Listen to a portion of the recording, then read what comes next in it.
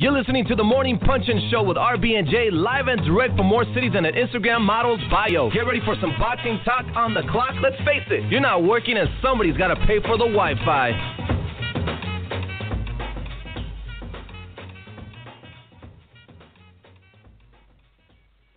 Hey, good morning, everybody. It's RB and J. This is the Morning Punch-In Show, the most unpredictable, unscripted, but always real morning boxing talk show in the game. Today is Monday, November 6th. Our special guest on the Hotline Bling today is going to be Luis Cuba Arias. He fights Danny Jacobs this Saturday in New York on HBO. And we're actually going to kick off the show with him today. But first, let me properly introduce my partner in crime, the creator and founder of ThatCulture.net, contributor for Black Sports Online, Jay LaBeouf. What's good, Jay?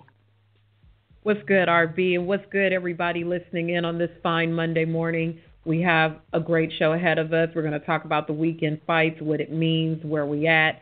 But it's good to be back with you. It's going to be fun to talk to Luis Cuba Arias. He's rocked with us before, so you definitely will enjoy hearing from him this morning. I'm looking forward to it. It looks like our first guest is in the queue already. 414, this is the Morning Punch-In Show. Who is this and where are you calling from? This is Luis Arias. I'm calling from Florida. Good morning. What's up, Luis? Good morning. Good morning. Okay, let's get right into it. We're really good. How are you doing? I'm great. I'm ready for war. Ready to fight. Okay. Yeah. Well, before we get into all that, you know, the only reason why we're having you on the show today was because we heard you were going to get us some tickets to the 444 tour. Is that correct? Are you getting us some tickets for the show, for the Jay-Z show? You know, I'm gonna call. We'll make some phone calls and see what we can arrange. All right. But I can't promise you nothing. You know, Jay, that tour is something else. Man, let's cut this interview right now. We were promised some tickets, but no. In all seriously, let's jump right into talking about this big fight that you have coming up against Daniel Jacobs. We know you've been wanting this opportunity to perform on a big platform. What was that initial phone call like when you found out this was going to be the big leap for you at this point? I was excited, you know. I was a little shocked at first to see that it was actual Danny Jacobs, you know, because it was no secret, you know, Daniel Jacobs hasn't fought on HBO in a while. I was hoping to get the Lemieux fight, you know, but the Jacobs fight presented itself. But, you know, I was happy. You know, the fact that I was being offered a fight on the main stage, on the main event, on HBO Championship Boxing, man, is just, that in itself is an accomplishment, you know, and coming in as an undefeated fighter, you know, only 18 fights in and headlining on HBO, you know, is just part of my dream, you know, so I'm just glad that finally I'm getting the opportunities that I felt like I've always deserved, and I plan on taking full advantage of it. Take us back to that New York press conference. I watched it here from LA, and you were ready. You were ready to talk. You were excited. Do you guys have any real animus for each other at all, or is it just, you know, part of the business showing the fight? Is there a backstory to how aggressive you were in the press conference? Because he was kind of laid back a little bit. Yeah, I mean, if I had just got a crazy deal, you know, for no reason, and, you know, I just signed on HBO, I'd be sitting back too, you know. But the thing was, I'm just mad because I was just being overlooked. You know what I mean? The moment the fight, you know, had got announced, it wasn't even that I was mad. I was just a little like, damn, you know, because the fight got announced. They was talking about his next couple fights and what he's going to do after and all of that, you know, and I just felt like that was disrespectful. You know what I mean? Like, just because people don't know my name, you know, and just because I haven't got to fight, you know, a bunch of old fighters on the main event fight on national television before, you know, it doesn't mean I don't belong, you know. So I just felt like people were just overlooking me.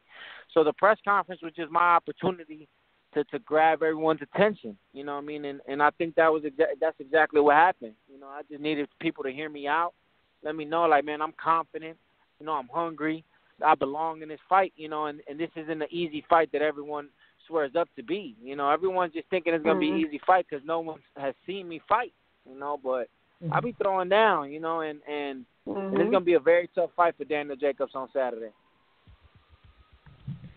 With coming from a stable where you had a gajillion eyes on you at any given time and now moving to another big platform, I remember when you made the signing with Rock Nation that they were looking to display you on BET. And I know we had the Ward Smith fight that broadcast on there, but what happened with that whole part of your signing? Is that still planned for the future for other fights? Well, nah. From the looks of it, it looked like I didn't make myself an HBO fighter now. But like when that BET platform was put together, you know, I thought that would have been a good opportunity for me to show my skills to a national audience. You know, but for whatever reason, I just was never able to fight on there. You know, a lot of people haven't seen me fight, you know, which is not my fault, you know, because the talent has always been there, you know, but HBO caught an eye on me in just one fight. Think about that. I was an HBO pay-per-view opener, one fight. I put on a spectacular performance, and now I'm an HBO main event fighter, you know what I mean? So the plan is just to stay on the big networks. You know, but we'll see how everything plays out. That's right. Milwaukee, you're from Milwaukee, Wisconsin, which is really not known for boxing. How did you make it out of Milwaukee? How did you make it out of there? Well, you know, when it was time to turn pro, you know, I just knew I needed a bigger market. So I just got my gym stuff, I got my training stuff, you know, and I moved over to Vegas. You know, I knew I needed to make the move into a bigger boxing city. You know, I felt like Vegas was the one. Vegas was the first big opportunity where I was able to, you know, kind of make some moves and just kind of roll the dice, you know. So I did just that. You know, I picked my stuff up. I got my training stuff together, and I shot out to Vegas. And I knew eventually I was going to, you know, get on with somebody. You know, the talent is, like I said, it was never the talent. The talent was always there. I've always believed in myself. I always knew I'd make it to this level. It was just when and how. Yeah. So Danny Jacobs, you know, he has described you in a few words over the past couple weeks. And the 3 words that he described you as, you know, I don't think you're going to like these words, but it was cornball, strange, and weird. Can you describe Danny Jacobs for us in 3 words? Overrated, boring,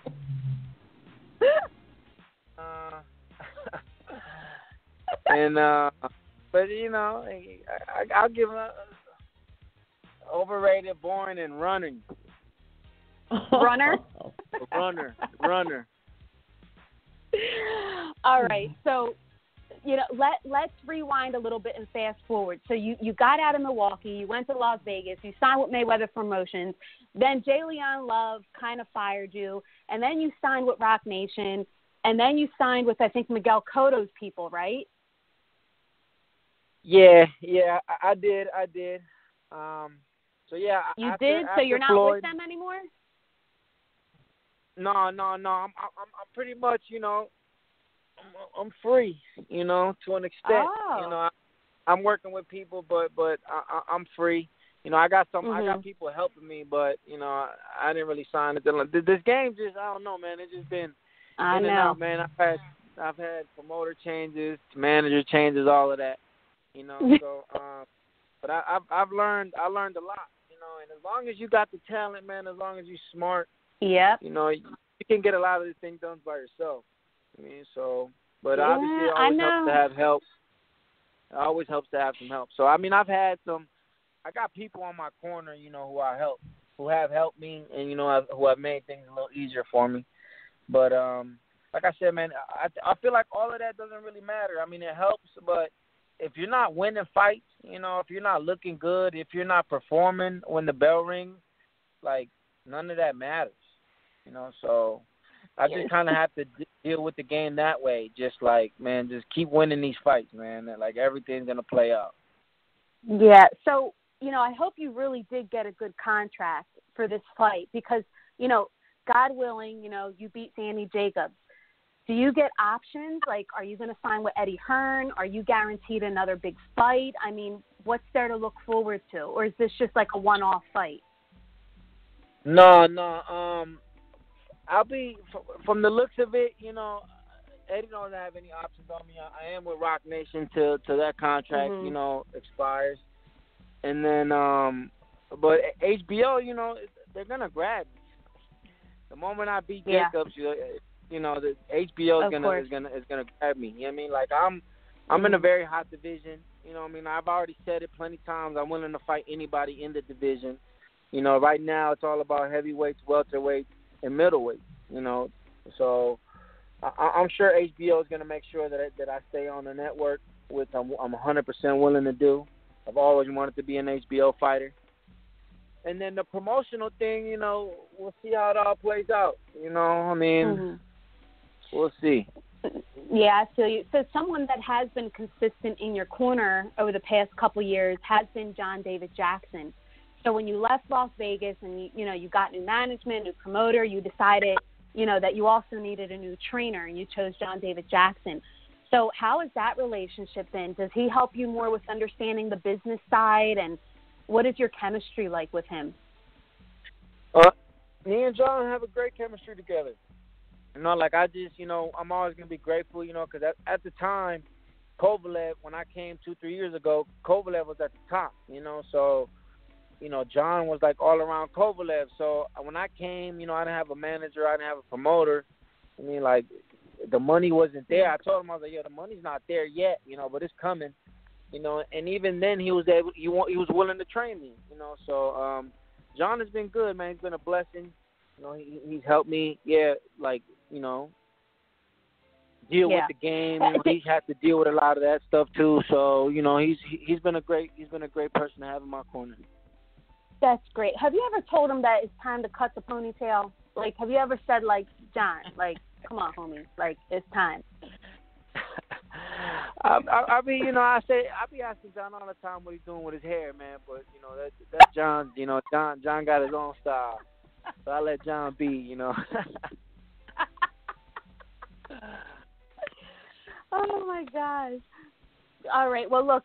Before we let you go, we have this quick game that we call Spitfire, and pretty much I'm going to ask you some really short questions, and you have like 1 second to answer every question I ask you. It should be really fast, like off the top of the dome, okay? Okay. Okay, here we go. Best opponent you've ever faced?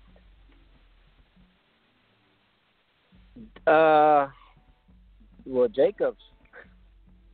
Okay. Hardest puncher you've ever faced? Miranda.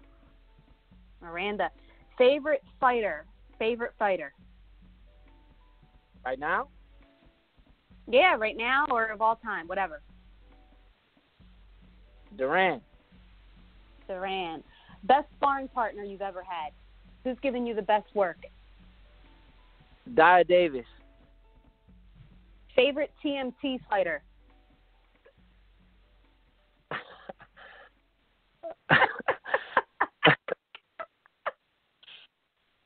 Badu Jack. Why doesn't Jay-Z tweet about the fights? Why doesn't he what? Why doesn't Jay-Z ever tweet about the fights? He's too rich. Have you ever met Beyonce, and what does she smell like? I can't tell you what she smells like, but I bet you she smells good. All right, listen. Thank you so much for joining us this morning. We Wait, know that nah. You got some. Oh, go ahead, Jay. I got one more. Because I figure if you could get up at 3 a.m. to pedal to Fat Burger with a group of people and go to a gym and watch some training, you could probably do this little riddle for us. We want you to give us 16 bars of your favorite Jay-Z song. Ready? Go.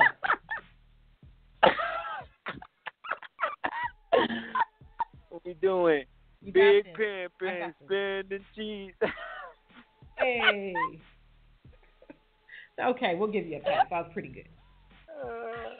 I'm not a rapper, man. I tried it before, man. I'm terrible. I am so terrible. You know who you got with? You have to get with Demetrius Andrade. He think he a rapper. Oh, yeah. Yeah. We got him on here. A lot of people think they're rappers. Yeah. Neno thinks he's a rapper now, too. Broner. Right. Broner went on tour. People forget. Not the Jay-Z tour. Yeah, no, definitely not the Jay-Z tour. But he did go on tour. Well, hey, I don't know. Maybe we'll revisit it again. Well, Louis, it's been a pleasure to have you this morning. Good luck in your fight this week, and we look forward to tuning in Saturday on HBO. All right, thank you. All right, have a good take care. See you Saturday. All right. All right. All right. He's a pretty fun guy. He's a fun guy. All right. Jay, why don't we take a quick commercial break? All right, let's do it. Uh-oh. That was so fun. Champs Boxing Club and Fitness, bringing the city of Danbury a safe, clean, and professional boxing gym. Located on 128 East Liberty Street, Champs Boxing Club offers you more than 5 trainers who are all either current or former professional and amateur boxers. Look us up online at champsboxingclub.org for a full description on membership rates, discounts, and more about our facility. Also, check us out on social media at Champs Danbury. If you're ready to join, send us an email at cbcdanbury@gmail.com, and we'll get right back to you. Or swing by and visit. We look forward to you joining our team. Come see what all the buzz is all about here at Champs in Danbury, Connecticut. Any vehicle, any age, any mileage. With Nationwide Auto Warranties, you will stop paying unexpected costly repair bills and let an extended auto warranty pay. Go to nationwideautowarranties.com for an instant email quote or call 1-866-352-4999 for a free, no-obligation phone quote. So stop paying and let Nationwide Auto Warranties get you your coverage today. Again, that number is 1-866-352-4999 or visit nationwideautowarranties.com. All right, we are going to play some Know It or Blow It today, too, which is brought to you by theboxinginsider.com. Today's prize will be an autographed 8x10 photo of Manny Pacquiao. So call the number, our hotline, 718-508-9852, and press 1. That's how we know that you want to play some Know It or Blow It with us. But we're going to dive in and recap this past weekend's fights. We're going to go all the way back to Thursday night on ESPN, Soto Karass versus Juan Carlos Abreu. Okay, Abreu blasted out Soto Karass, stopped the Mexican in the 8th round on ESPN, was completely outboxed in nearly every round. Soto Karass did not formally retire after the fight, but he did say he's got a lot of thinking to do, that he's proud of his work in boxing. It was just kind of like the final hurrah. What did you think, Jay? It was kind of like enough. It was painful. It was painful. I've seen a lot of card fights over his career, and to see him get just folded up like that, it made me a little sad for the guy. When you're getting folded like that, it's time to go. He has given a lot to the sport, a lot of himself personally, physically, and I would rather see him go out now than get really, really hurt. No, I agree. And, you know, I kind of have to put it out there because it wouldn't be fair if I didn't. But I want the ESPN shows, the Golden Boy on ESPN shows, I want them to get a little better. You know, Soto Karass headlining again, Glenn Tapia headlined 2 of these already.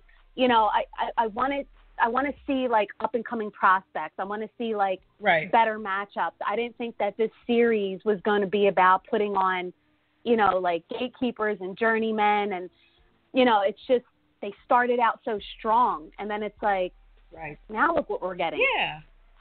I thought it would be more kind of on par with Showbox, the New Generation, like that type of a show. But, yeah, we've seen some of the folks we've been seeing for a cool minute pop up a few too many times. I'd like to see. There's so much young talent, and there hasn't been a LA Fight Club as often. They're still going on. But as often, so yeah, it would be great to see some of these hot rising prospects get that ESPN opportunity. Yeah, hopefully 2018 will start out strong and remain strong. So let's go to Saturday on HBO. Dimitri Bivol crushed Trent Broadhurst in 1 round. WBA lightweight heavyweight champion, retained his title. Again, huge first round, huge right hand that sent this dude down and out. Bivol became the WBA champion after holding the intern belt. And when Badu Jack vacated the title, that's how this whole fight was ordered, and that's how, he's now the champion, if that makes any sense. Did you happen to watch that fight? Because I only caught the knockout. No, I only caught the knockout, too. I was out and about in these mean L.A. streets, so I didn't catch that one. Yeah. All right, well, we'll keep it moving. Let's go to Saturday night on Showtime. This is where the meat of the weekend was. The telecast on Showtime opened up with Lipinets versus Kondo, the tough Japanese veteran. So Lipinets earned the vacant IBF Junior Welterweight Championship with unanimous decision over the Japanese vet here. It was a competitive fight. It was close. I thought the scorecards, when they were read, were a little wide, but the right guy won. I think Lipinets is I think he's high, Jay. I don't know. I mean, everybody claimed that he was like this monster. He was this little Mike Tyson. I mean, I think he's high. Yeah, he's credible. I didn't see what all the hype was about either. I mean, not to say that I didn't enjoy his fight or his style, nothing like that, but he didn't have any, from my observation, and not to take anything away from Kondo too, because he is a tough competitor. But I just didn't see anything in this particular matchup to indicate that he's just dropping fools at will. So, we'll tune in again, but I was, it was par for the course for me. Yeah, and this was the guy who was screaming at Terrence Crawford that he was running from him, that he was vacating the title to avoid fighting him. I mean, this kid, Terrence would have made such easy work of him on Saturday night. It would have probably been embarrassing. It would have been a terrible matchup. So I'm actually happy that Crawford vacated and moved up, and let this kid shine and fight somebody more on his level with the Japanese guy in Kondo, because it did make for a fun fight, and it made for a more competitive fight. Definitely. Good fight to open the broadcast, but, I mean, we're not going to be talking about it next week, to be honest. Correct. Sean Porter versus Adrian Granados. Okay, really rough fight here. Sean Porter got the decision. It was exciting. It was rough. It was a lot of action. Sometimes it got a little sloppy, but it served as a really good co-feature on the Showtime card. Sean Porter actually injured his hand in the 6th round, but he improvised really well. I didn't even catch on to it until maybe the 8th or the 9th round that maybe he had hurt his his left hand. But both fighters, they came out really aggressive from round 1. I mean, they were exchanging big blows, powerful blows. Granados started showing off and showboating a little bit, which made it fun. But I do think that Sean Porter got the clear victory. I think it was a clear unanimous decision. A clear victory from the onset of the fight. He was aggressive. He was looking sharp. As you mentioned, as it went on, it started getting a little sloppy. But Sean looked strong, powerful, ready to go. Granados was game, got a good, tough chin. That's what jacked up Sean's hand. And here we are. It was an entertaining fight. So now the chase is on now for Keith Thurman. That is the result of this. Sean Porter wants a Thurman fight. That's their end game, right? That is the end game. Kenny Porter was very vocal, very adamant that Sean will not be fighting any other champion until the WBC makes the fight with Keith Thurman. So the victory over Adrian Granados now made Sean Porter the mandatory for Keith Thurman's WBC belt. And his father, Kenny, is like, no way are we fighting anybody else until we get that rematch. So essentially he's saying they still feel that Keith Thurman is the weakest champion. And so they are not risking it on no arrow fence, no none of that until they get the Thurman fight. I want to talk to Thurman. I want to know what he thinks about that. I wonder if we can get him to play the flute and wax epically about that. We'll have to check into that. Well, Adrian Granados, after the fight, he was furious. And, we're a big fan of Adrian Granados. He's our friend here on the Morning Punch-In Show. But he really felt like he controlled the fight. He really felt like he won the fight. he kind of redeemed himself in the interview when he did a little PSA announcement, about putting the guns down in Chicago, and so that kind of helped him. Like, he kind of saved himself at the end of the interview by turning it around. But I don't think it was that close. Now, I will say I want to know what's in his chin, because Adrian Broner hurt his hand when he fought Granados. Sean Porter damn near broke his hand in this fight, fighting Adrian Granados. That dude's chin must have titanium in it and all types of shit, because fighters hurt their hands when they hit him. Yeah. That's a tough kid. His chin must be crazy. I mean, if he counts blows landed as on the chin as offensive, then maybe. But I didn't think the fight was close. I ain't got nothing but love, Granados. Don't start no hashtag about me. Got nothing but love for you, but I didn't think the fight was very close. Yeah. So moving on to the main event, Deontay Wilder versus Bermane Stiverne. It lasted one round.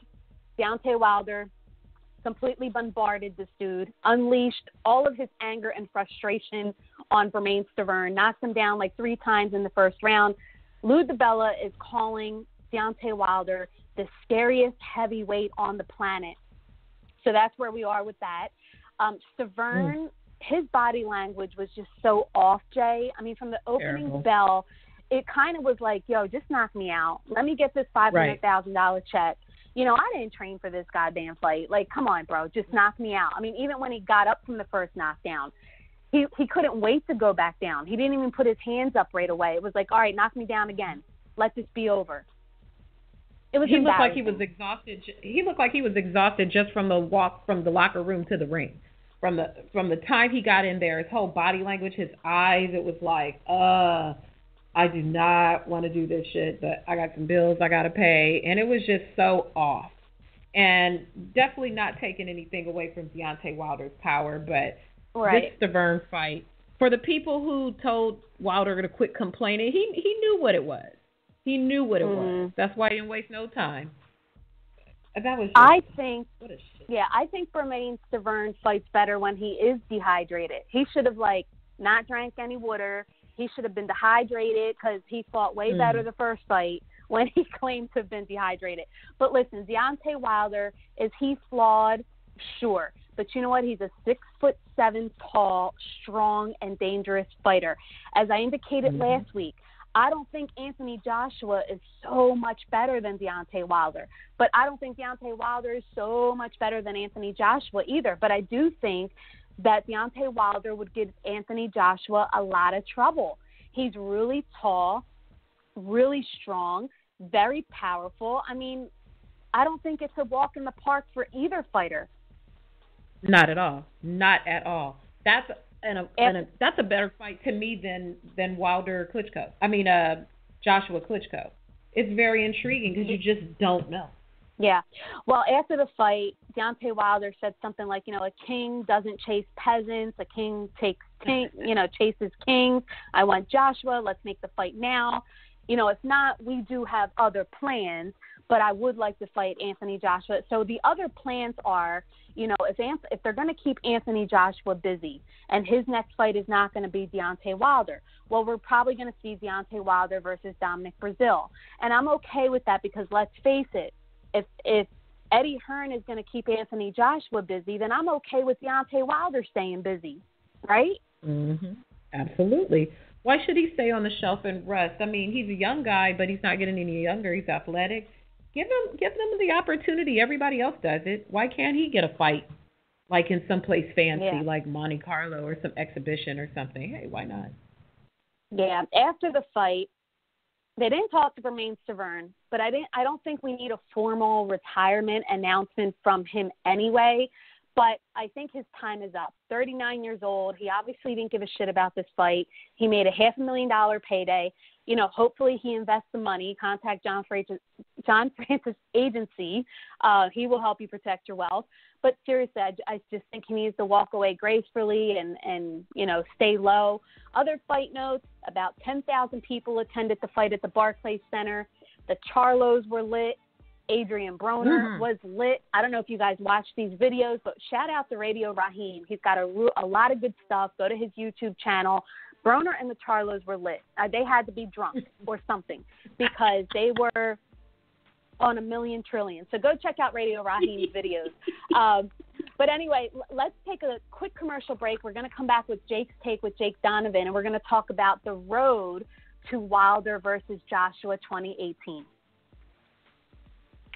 Are you an entrepreneur looking to find out where to start or develop a business plan? Are you looking to start a business or grow your business revenue? Are you a business owner that needs fresh new ideas or needs to solve challenges with strategy, marketing, or process? Red Beach Advisors is a management consulting group focused on helping entrepreneurs, startups, and companies build, grow, and scale. Contact Red Beach Advisors at info@redbeachadvisors.com or 424-247-6143. Red Beach Advisors helps companies build, grow, and scale through strategy, process, systems, and people. We are the experts. Contact us at 424-247-6143 or www.redbeachadvisors.com. WBC World Boxing Cares is a nonprofit charitable organization composed of compassionate volunteers under the guidance of the WBC. By sending world-class athletes into WBC World Boxing Cares is a nonprofit charitable organization composed of compassionate volunteers under the guidance of the WBC. By sending world-class athletes into youth centers, hospitals, and orphanages, we bring a message of hope and inspiration to the children and their families, as well as donations appropriate for that particular institution and or event. World Boxing Cares is active in 164 countries under the WBC sanctioning umbrella. Look us up online at worldboxingcares.com and connect with us today. Big champions supporting little champions.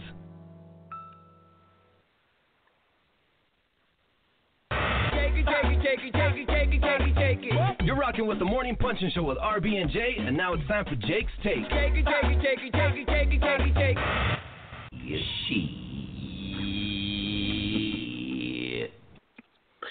What's up, Jakey? Good morning, Jay. Good morning, RB. Good morning. All right. What's the good word All today, right. Jake Donovan? Yeah, what we want to do is we want to map out the road to Wilder Joshua. We want to map out the 2018 campaign that is going to lead us to this head-on collision. Break it down to us. How can this fight really happen in 2018? All right, it's going to take commitment from both fighters, and more specifically, either their promoters or their handlers, if one of them doesn't have a promoter. They need to fight three times, in my opinion, because this fight will not happen next. The only way it will happen next is if Anthony Joshua does absolutely commit to a long-term deal with Showtime. I don't see Showtime doing this fight right off the bat, banking on a Deontay Wilder win moving down the road. Because if Anthony Joshua beats, and specifically, beats the hell out of Deontay Wilder and then just leaves him for ruin, Showtime is left with nothing. So realistically, for boxing fans, especially for the purses they're going to demand, this fight will most likely be pay-per-view in the U.S. This fight will, unfortunately, it will need to build. So if we get to see them fight twice before they fight each other at the end of the year, I think that's a good thing for boxing, because you're getting 4 heavyweight championship fights leading up to, the one that'll decide heavyweight supremacy by the end of 2018.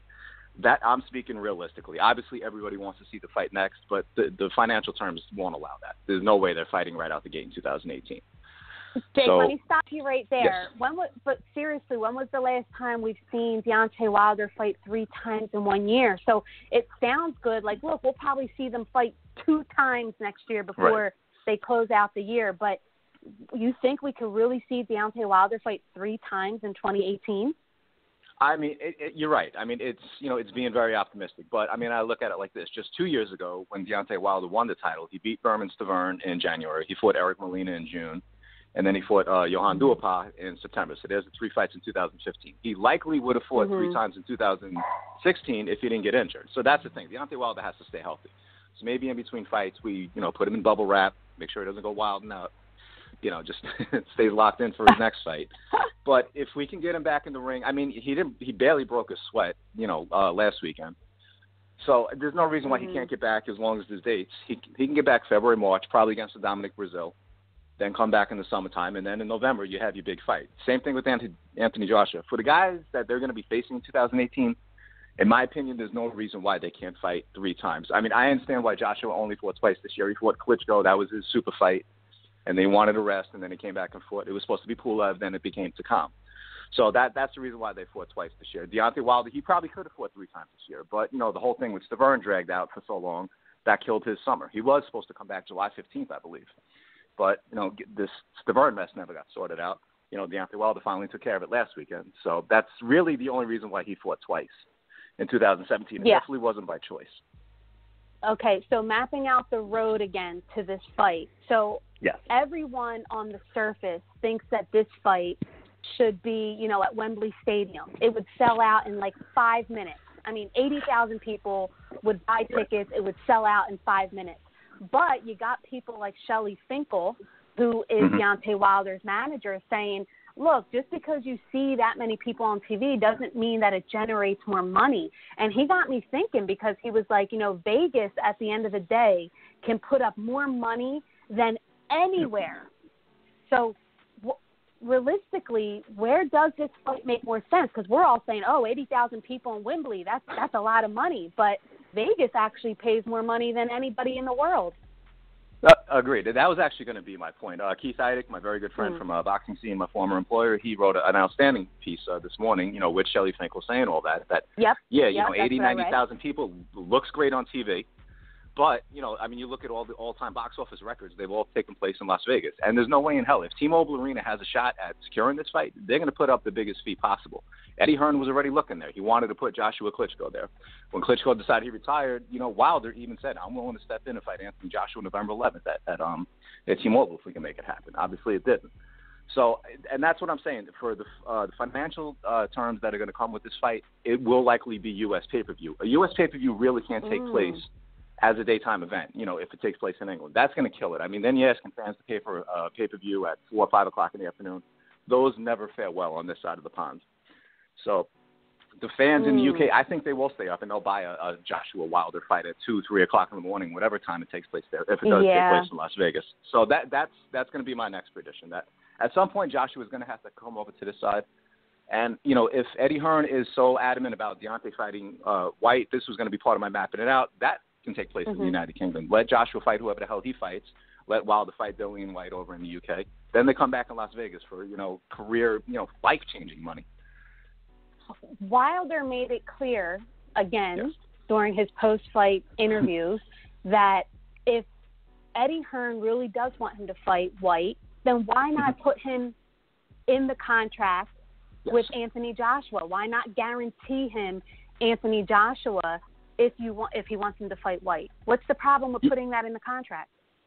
I agree 100% with Deontay. I'm on Deontay's side with this one. I mean, everyone can point to who Deontay hasn't fought, that he's had a weak title reign, and I do agree with that. There's, string of challenges through 6 title defenses, it doesn't stack up very well among the greatest.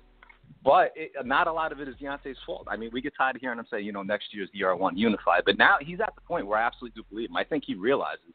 I think he's realized it for a while, actually. He knows he needs these big fights. So, yes, you can make the argument that Deontay needs Joshua a lot more than Joshua needs Deontay. But that's fine. Deontay's already conceding that because he does want the fight next. And I agree with him 100%. It's like, why do you keep talking about Dillian White like it's some big super fight? At best, it's going to be a mandatory title defense down the road. So, and that was part of my mapping it out. If he fights Brazil, that gets his mandatory out of the way. I know Dillian White has the WBC silver title. Maybe he'll want to convert that into a mandatory. So Wilder can fight Dillian White next with the promise that he gets Joshua after that. So that's on Eddie Hearn. So in the meantime, Eddie can, possibly secure Joshua to fight Joseph Parker. And that's always been my prediction, that any unification fight that's going to take place, the first one will be Joshua Parker. After that, Joshua can get his mandatory out of the way. He's going to have to fight Kubrat Pulev at some point next year, as long as Pulev stays healthy. Then you have the end of the year where they can fight each other. Eddie needs to put ink to paper on that. I agree 100% with Deontay and Ruthbella on that one. You're going to keep saying Dillian White, this is the promise I want next, especially if you're asking Deontay to go to the United Kingdom to fight Dillian White, which sadly that is where the bigger, it's going to be a big event over here. Over here, it's just another fight. So of all fights, that fight does make sense in the United Kingdom.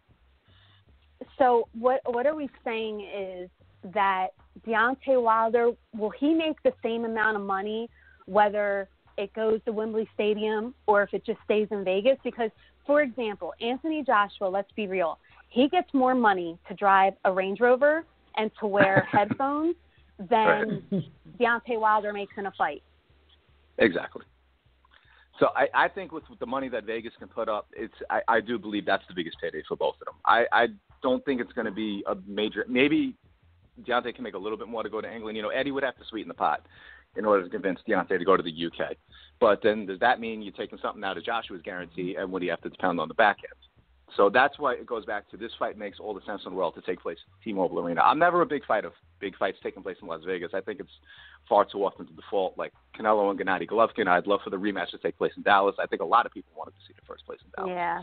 But for a major heavyweight championship fight like this, I mean, this is going to be the fight to define heavyweight supremacy for however long these guys can stay at the top. That belongs in Las Vegas. Historically, the big, well, in modern history anyway, the biggest fights have taken place in Las Vegas, and this is one that belongs there. It's going to provide the biggest gate. We've seen it that's why Floyd Mayweather stays there. That's why all the Manny Pacquiao's biggest fights have taken place there, and that's why their live gates are the biggest in boxing history, and no one else around in the world can rival it. I don't think there's no way it goes anywhere else because. But just on the gambling side of it, William Hill sponsors Anthony Joshua and William Hill. They put it there just on this year. Oh yeah, I think they stick it there just on that alone. Yeah. They make way more money putting it in Vegas, but that's what it is. Well, Jake, let's move on and let's talk about a fight that is happening this Saturday night on HBO. Not a fantasy matchup like we love to, dwell on. This Saturday night, Jacobs versus Arias. Give us your preview and give us your quick fight prediction. Okay, I think it's a very good fight for Eddie Hearn to test the New York market. This is going to be Eddie Hearn's U.S. debut. New York is a saturated market, and these coming weeks there's going to be some events that are struggling. But this one, I mean, I think for its expectations, it seems to be doing well. They got guys like Tommy Rainone and Cletus Selden on the undercard helping to sell tickets. So from that regard, it should be a fun event. I really like the matchup. Historically, these type of fights tend to go miserably wrong for anyone who's like making their debut. Like Danny Jacobs is fighting with Matchroom for the first time. He's back on I think it's his first HBO headliner. So, and this is, as I said, it's Eddie Hearn's U.S. debut. So, I mean, Luis Arias is no walk in the park. I think this is a very dangerous matchup for a guy like Danny, who doesn't take the best punch. But I think he's going to be I'm trying to think of the best way to put it. I don't know if he's going to be cautious, but I think he's going to be cognizant of the fact that he can't blow it. I don't think he's going to go all in against this kid. He might want to test him early, maybe chin check him. If Arias doesn't go anywhere, I could see Danny Jacobs being comfortable with getting a decision in this one. Arias is tough. My only fear, and I don't want his last fight to tell the wrong story, he's not a knockout puncher. And I don't know if he has the firepower to keep Danny Jacobs at bay. And he's going to need to. I don't think he could outbox Daniel Jacobs for 12 rounds. So I see Danny Jacobs taking a unanimous decision. Unanimous decision. Jay, preview and prediction. I think that, can you hear me? Yeah. Okay. I think that Saturday night, I think they go the distance. Well, you know what? Let me think on that. No, they're not going to go. I'm gonna bring it back. I think they go to about the 7th or 8th round, and Danny Jacobs wins by TKO.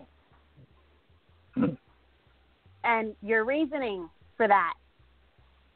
I like the way he looked in the fight with Gennady Golovkin. I agree with Jake that I don't think that his last fight tells a story that he's just this knockout artist. I think it's going to be a power versus power stylistic matchup. I think Danny Jacobs outboxes him and he stops him late in the fight. All right. Well, here's my preview. I actually think Luis Arias can fight. And he has fought off of TV a lot. So a lot of people have not seen him. They don't really know him. They don't know his skill set. And he's not a super athletic guy. But he was a really good amateur. He had a really good amateur background. He has a lot of experience in the ring. Believe it or not, he's got some pretty decent ring IQ. Now, I'm not going to call him a pure boxer or anything like that, but I do think he's a fighter. If somebody had to tell me, explain him in one word, I'd probably call him like a brawler, a fighter brawler. But he's going to bang in there. He's not going to look sloppy doing it, but because he's got technique. So I think Jacobs is going to come out front running. I think he's going to really come towards Arias, like right off the jump, because Danny Jacobs, he's been really confident lately. He's been really cocky. That Gennady Golovkin fight got him feeling like real super good about himself and his skills. So I think he is going to go in there a little overconfident. He's going to want to make a really big statement on HBO now that he signed this deal, and he's with Eddie Hearn. So here's my prediction. We're going to get a competitive fight, much more competitive than what people are thinking. And I think Danny Jacobs is going to win a unanimous decision, but I think the scorecards are going to be really wide, and I think it's going to be borderline controversial. I think the fight's going to be a lot closer than what the scorecards are going to read. All right. That's my prediction. Jakey. Yes, ma'am. All right. What you got? Prediction war. I think he finished with Danny Jacobs unanimous, right? Yes, correct. I want to make one more point on this weekend, and it's going back to Eddie Hearn's wisdom. I know we're short on time, but I thought he was very smart to not open up the upper bowl for Nassau Coliseum, because a lot of ticket sales are struggling in the coming weeks in this saturated New York market. This one won't be a sellout, but I think it's a nice little debut for Eddie. He put on the right guys on the undercard to help move some tickets. So for the inventory that's available, there's not going to be a lot of empty seats by fight night. So it's looking like it's going to be a very good U.S. debut for Eddie Hearn this weekend. Good. Yes. Okay. Well, we don't wish bad on any promoter. We want them all to do good. Of course. Yeah. We'll see. All right, Jakey. Thank you as usual. We look forward to seeing your tweets during Fight Week, Fight Night. I'm sure it's going to be a good time, and we'll talk to you soon. All right. Thanks as always for having me on every Monday. All right. Take care. All right. All right. I guess we will jump into a quick commercial break, and we'll be right back. When the mind is ready, the body prepares for war. So next time you engage in battle, protect your hands with the best. War Tape, the original branded tape. Order yours now at wartapebrand.com and see why the enemy will fear you. wartapebrand.com. We put hands on you. For all the latest news, interviews, and boxing schedules, visit BoxingInsider.com, providing readers with everything from the latest fight schedules to interviews with your favorite boxers. BoxingInsider.com has you covered from top to bottom. BoxingInsider.com is looking for new writers. Think you have what it takes to join the team? Submit your articles to our team at info@BoxingInsider.com. Visit BoxingInsider.com today, the only boxing website where you become the fifth man in the corner. Okay. I've got some word on the curb. I also have an 8x10 photograph signed by Manny Pacquiao that we would love to give away. We've got about, just less than 15 minutes left on the show. If you want to play Know It or Blow It, press 1. We'll pick you up real quick. One question, and you can win an autographed photo by Manny Pacquiao. Word on the curb is that Jesse Vargas is slated to return in L.A. on December 8th against Aaron Herrera. That's the word on the curb. Word on the curb, Badu Jack versus Adonis Stevenson. It's being rumored that this fight could happen as early as January or February of 2018. That one took me back a little bit. I didn't think that was going to come to fruition so quick. But what we do know is that Showtime really loves to open up the year really strong.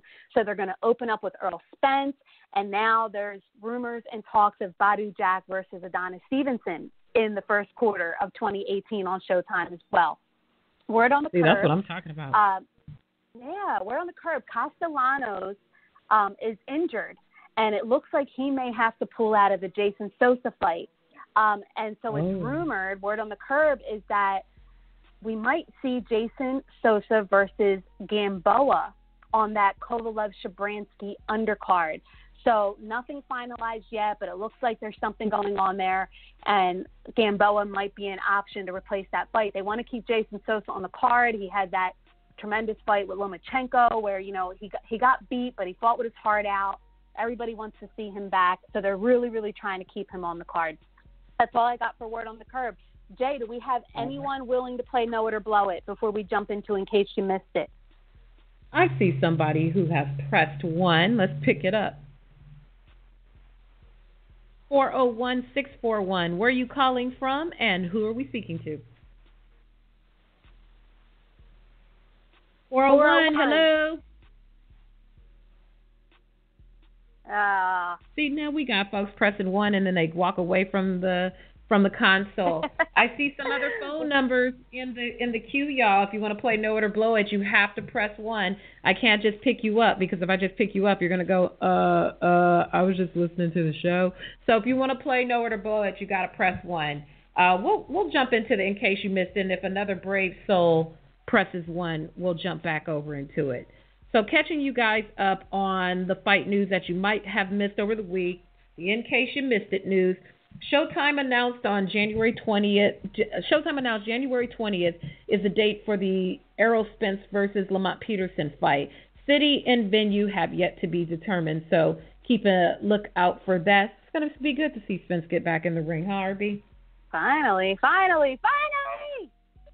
I love that girl. I love Justice the Mess.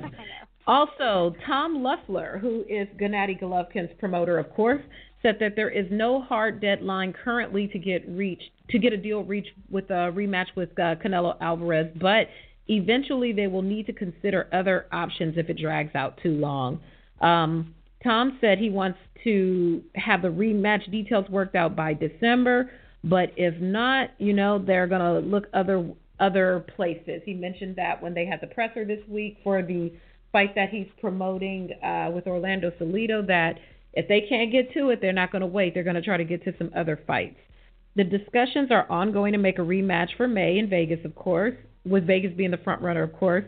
And per Oscar De La Hoya, they're talking and going to meet soon with Canelo. The fight that everyone wants is Triple G versus Canelo next, and that's what I will push for.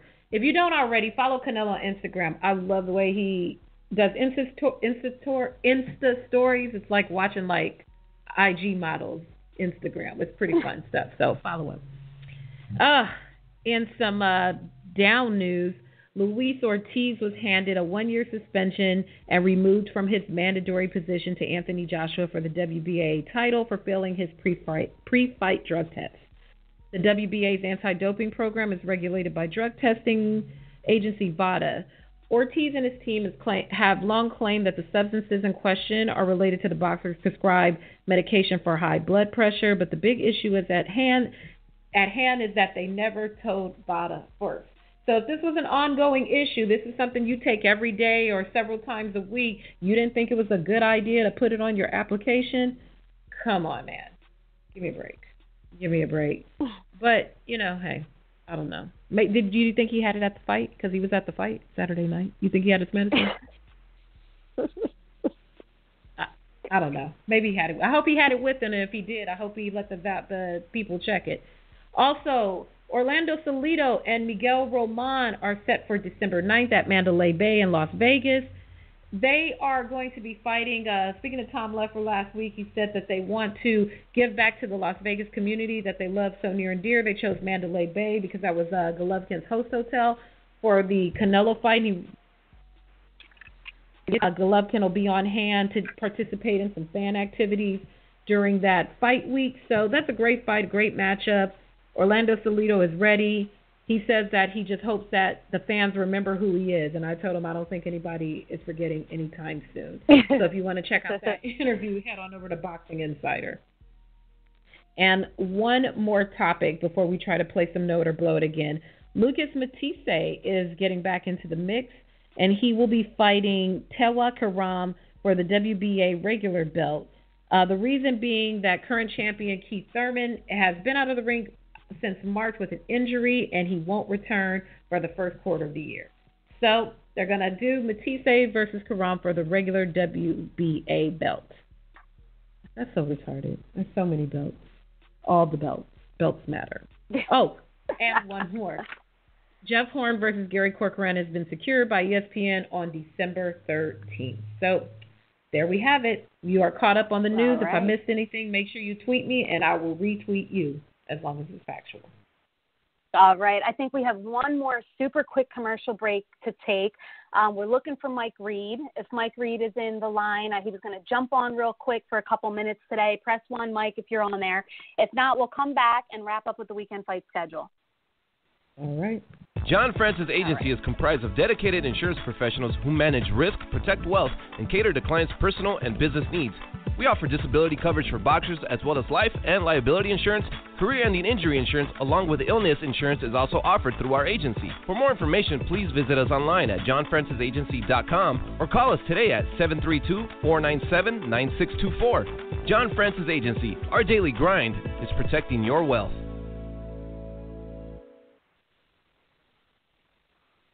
All right. All right. Let's wrap. Yeah. Anybody willing to play Know It or Blow It?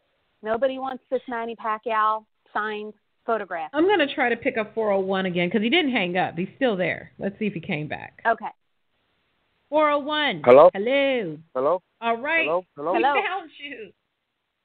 Who is this and yeah. where are you calling from? Kenny, Providence, Rhode Island. What's going on? Hello? What's going Island. Yeah, so does that mean that you're much. Does this mean that you're a Demetrius Andrade fan? Isn't he from Rhode Island? Yes, he is, from the same city. What? So you're Really? a big Andrade fan? Yes, I am, but he doesn't fight much.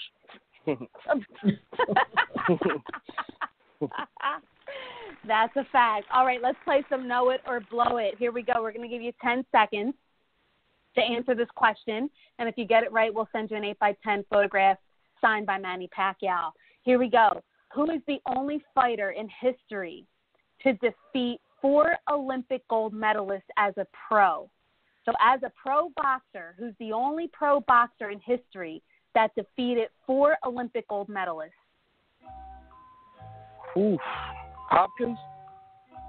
Nope. Try again. The only fighter in history to defeat 4 Olympic gold medalists as a pro. Ali? Yes, you got it.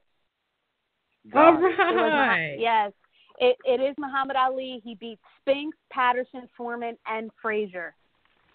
Nice. All right. So what I'm going to need you to do is DM me, tweet me, find a way to get a hold of me. I'll need to get your address, your name, and we will send you an autographed photo by Manny Pacquiao. All right, cool. I follow both of you ladies, and I like listening to the show. Thank you so much. Thank you so much. Thank All right, you. Rhode Island, stand up. Yes. All right, Jay, wrap us up with this week. That's where Paulie D. Wrap That's where us up Paulie D is from. Oh, is he? Yeah, he's from Rhode Island too. All right. All right. Well, wrap us up with this weekend's fight schedule. Yeah, come on, bring it in. Okay, I'm going to bring it in. Okay, this weekend, Friday, November 10th, from the Masonic Temple in Cleveland, Ohio, on Showtime, Luis Rosa versus Jeandra Evans. So you can watch that on Showtime if you're not in the area and can buy tickets. On Saturday on Fox Sports from Flint, Michigan, Anthony Durrell versus Dennis Soflin. So you can watch that on Fox Sports. Also on Saturday on ESPN and ESPN Deportes, Jose Ramirez versus Mike Reed. Where are you, Mike Reed? We're looking for you. Right. And Artur Beterbiev versus Enrico Kolig. If you want to check out something different on HBO, of course, we've got Daniel Jacobs versus Louis Arias and Jarrell Big Baby Miller versus Morris Wack. So that is the weekend fight schedule. It's real short today, but that's a lot of fights. It looks like every network has fights on this weekend. So that's great. Yeah. And you know what? It looks like we're going to be really busy this weekend watching some fights here. So I'm kind of excited about that. All right. I know. Go ahead and wrap up. Today's show is brought to you by theboxinginsider.com, John Francis Agency, Porter High Performance Center, Nationwide Auto Warranties.com, War Tape Brand, and Red Beach Advisors. Make sure you visit badculture.net, blacksportsonline.com, ragingbabe.com. We appreciate you for listening. We will be right here next Monday from 8 to 9 a.m. It's the Morning Punch-In Show. Have a good day, y'all. Shout out to Undeterred.